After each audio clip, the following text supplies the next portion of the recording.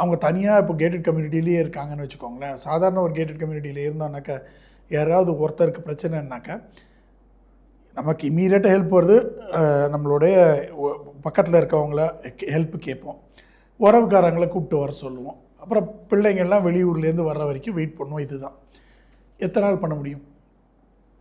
இல்லை ஒரு ஹாஸ்பிட்டலே கூப்பிட்டு போகணுன்னு வச்சுக்கோங்க.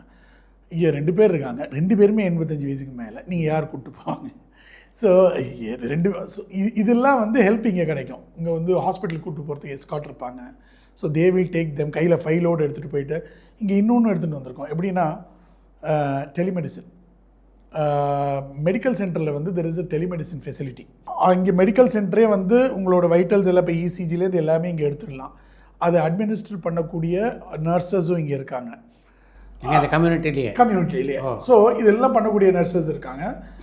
இருக்கும்பொழுது என்ன அந்த டெலிமெடிசன் ஃபெசிலிட்டி இருக்கும்பொழுது 10க்கு 9 ஹாஸ்பிட்டல் விசிட்ஸை நம்ம தவிர்த்திடலாம்.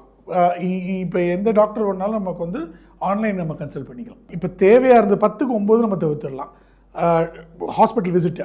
Doctor you can consult with telemedicine. ஏன்னா இங்கே வந்து டாக்டர் சொல்கிறதுக்கு, டாக்டருக்கு எக்ஸ்பிளைன் பண்ணுறதுக்கும், டாக்டர் சொல்கிறத ட்ரான்ஸ்லேட் பண்ணுறதுக்கும், அந்த வைட்டல்ஸ் எல்லாம் இங்கே எடுத்து ஸ்கேன் பண்ணி அனுப்புறதுக்கும் அந்த ஃபெசிலிட்டி இருக்குது. அதை பண்ணுறதுக்கு நர்சஸும் இருக்காங்க, குவாலிஃபைட் நர்சஸ் இருக்காங்கன்றனால இந்த ஹாஸ்பிட்டல் அலைச்சல் மிச்சம். ஏன்னா அது ஒரு பெரிய, அது ஒரு அரை மணி நேரம், அரை நாள் 3/4 நாள் ஒர்க். அது காத்திருத்தல் வேற இருக்குது. போயிட்டு ஒவ்வொரு டிபார்ட்மெண்ட்டாக போய் ஃபைலை கொடுத்து அங்கே வெயிட் பண்ணி சாப்பாடு டைம் போயிடும். ஸோ இந்த மாதிரி பல விஷயங்கள் இருக்குது. அதெல்லாம் தவிர்க்கிறதுக்கு அந்த ஏன்னா நான் ஏன் 10க்கு 9 தான் சொல்கிறேன்னாக்கா, எப்படியா இருந்தாலும் ஒரு டாக்டர் விசிட் கண்டிப்பாக தேவை. பட் மேக்ஸிமம் எவ்வளோ தவிர்க்க முடியுமோ, சும்மா சின்ன சின்ன விஷயங்களுக்கெல்லாம் போகாமல் நம்ம ஆன்லைன் கன்சல்டிங். ஸோ இந்த மாதிரியான விஷயங்களை we create a ecosystem of care. And இது எல்லாமே வந்து CCRCs, continuous care retirement community.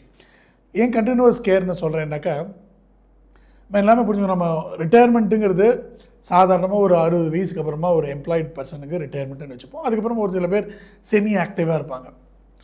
ஆனால் நம்மளோட independent living, that is active independent living அப்படிங்கிறது ஒரு 25 வருஷம் இருக்கும்.